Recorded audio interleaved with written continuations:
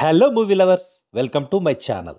వేదిక, అరవింద్ కృష్ణ మెయిన్ రోల్స్లో హరిత గోగినేని అనే మహిళా దర్శకురాలు తన తొలి ప్రయత్నంగా చేసిన lady oriented psychological thriller movie fear.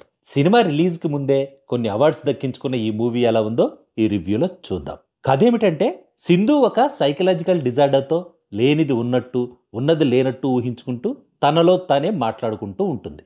దీనికి తోడు తను ప్రాణంగా ప్రేమించే తన క్లాస్మేట్ సంపత్ తనకు దూరం అవడంతో మరింత మానసిక ఆందోళనకు గురవుతుంది. చెల్లితో గొడవతో పాటు పేరెంట్స్ కూడా దూరంగా ఉండాల్సి రావడం సింధుని మరింత కృంగదీస్తుంది. అసలు సింధు తన చెల్లితో గొడవెందుకు పడింది? తల్లిదండ్రులకు దూరంగా ఉండడానికి రీజన్ ఏంటి? సింధు పీస్ మెంటల్ అసైలంలో దేనికోసం ట్రీట్మెంట్ తీసుకుంటుంది? తనకు దూరమైన లవర్ సంపత్ మళ్ళీ తన లైఫ్లోకి వచ్చాడా?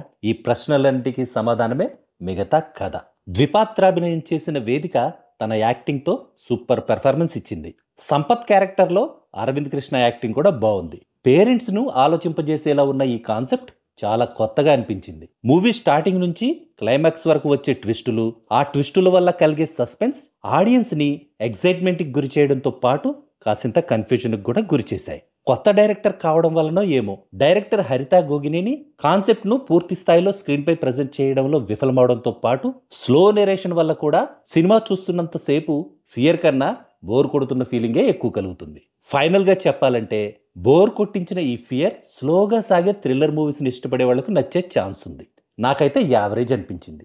ట్రై చేసి చూద్దామనుకుంటే థియేటర్లో చూడండి, లేదంటే wait for OTT release. That's all in this review friends. మళ్ళీ నెక్స్ట్ రివ్యూలో కలుసుకుందాం. Thank you for watching.